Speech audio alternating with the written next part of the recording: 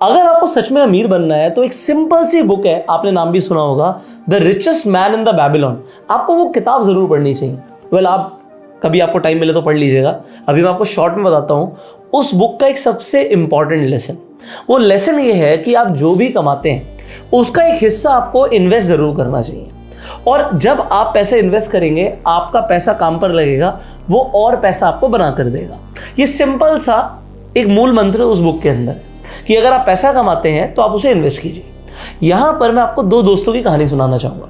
एक का नाम होता है राम और एक का नाम होता है श्याम।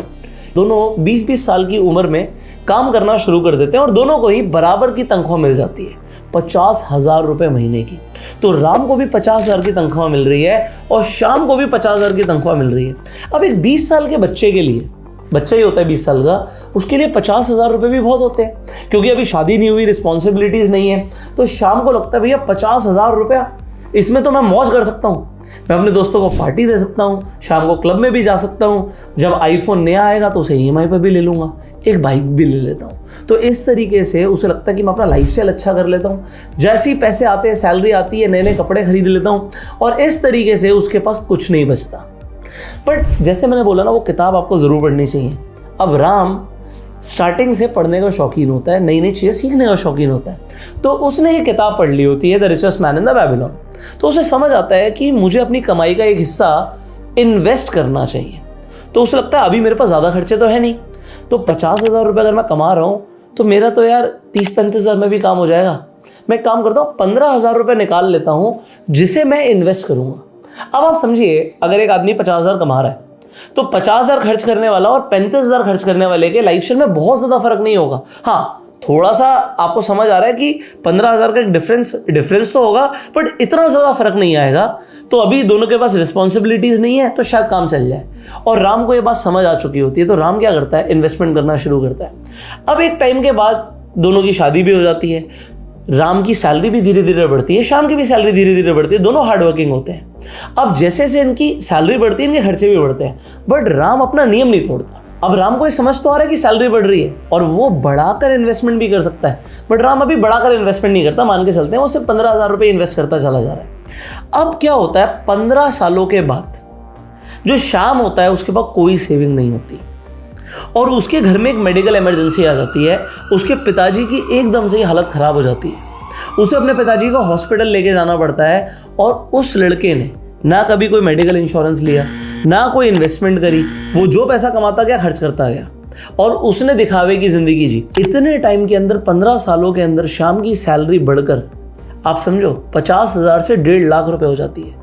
बट अभी वो क्या कर रहा है, क्रेडिट कार्ड पे ज़िंदगी जी रहा है। उसने गाड़ी और बड़ी ले ली, बट जब घर में इमरजेंसी आई तो वो अब अपने दोस्त को याद करता है, राम को। वो राम को बोलता है कि भाई मेरे पापा हॉस्पिटलाइज्ड हो गए हैं और हॉस्पिटल का बिल आया है 10 लाख रुपया, और मेरे पास हर तरीके से जितनी भी सेविंग है सब लगा ली, 5 लाख से ऊपर नहीं हो पा रहा, मुझे 5 लाख की ज़रूरत है, क्या तू कुछ मदद कर सकता है?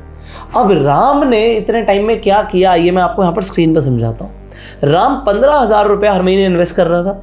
वो 15% के हिसाब से रिटर्न्स मार्केट से निकाल रहा था। कुछ पैसा उसका इंडेक्स फंड्स में जा रहा था, कुछ उसका फ्लेक्सी कैप फंड्स में जा रहा था, कुछ उसका मिड कैप फंड्स में जा रहा था। तो आप लगा सकते हैं कि कंसोलिडेटेड रिटर्न जो उसकी आ रही थी 15% के आसपास की आ रही थी, और हुए सिर्फ 15 साल है। बट इन 15 सालों में राम के पास हो जाता है लगभग 1 करोड़ रुपया। 1 करोड़ रुपया उसके पास है। अब राम ने श्याम की हेल्प तो कर दी, बट अब श्याम के ऊपर एक उधारी भी हो गई है कि उसे राम के 5 लाख रुपए भी वापस देने हैं। अब दोस्त अच्छे हैं, श्याम इंसान अच्छा है, उसके पैसे देगा, बट अब आप समझो राम के साथ आगे क्या होने वाला है। उसे पहला 1 करोड़ रुपया जमा करने में, वेल्थ क्रिएट करने में 15 साल लग गए, बट अब अगले 4 सालों में ही, आप यहाँ पे देखो, मैं 15 को सिर्फ 19 करूंगा और सेम 15,000 रुपये इन्वेस्ट होता जा रहा है, और ये 1 करोड़ रुपया बदल के हो जाएगा लगभग 2 करोड़ रुपया। तो पहला 1 करोड़ कमाने में राम को 15 साल लग गए, और अगला 1 करोड़ कमाने में कितना टाइम, मात्र 4 साल। आपको पता है उसके बाद जो तीसरा 1 करोड़ रुपया है, राम को कमाने में 4 साल भी नहीं लगेंगे, उसका 3 साल से कम में काम हो जाएगा। मैं यहाँ पे सिर्फ 22 लिखूंगा और आप देखेंगे यहाँ पर जादू, ये हो जाएगा 3.1 करोड़। तो तीसरा 1 करोड़ रुपया सिर्फ अगले 3 सालों में आ गया, और इसके बाद लगभग सिर्फ 2 साल में ही 1 करोड़ से ऊपर का अमाउंट और आ जाएगा। तो आप समझो, पहला 1 करोड़ कमाने में राम को 15 साल लग गए।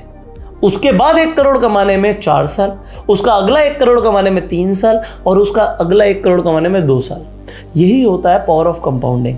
और श्याम अगले 24 साल के बाद भी कहाँ होगा?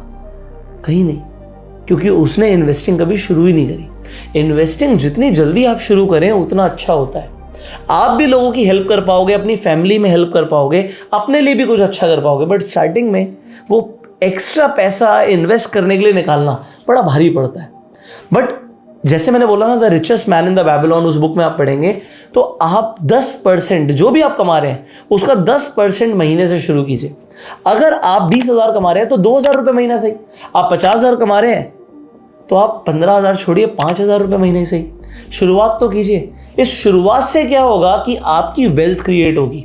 अब ये होती कैसे है, काम कैसे करती है, आपको SIP कैसे करनी चाहिए, इसके ऊपर हम अब एक डिटेल्ड सीरीज लेकर आ रहे हैं, जिसमें वेल्थ क्रिएशन और पावर ऑफ कंपाउंडिंग को ना सिर्फ इस कहानी के माध्यम से समझाएंगे, आपको एग्जैक्ट नंबर्स, कहाँ पर आपको इन्वेस्ट करने से ज़्यादा मुनाफा होगा, कहाँ पर रिस्क ज़्यादा है, सब कुछ सीखने को मिलेगा।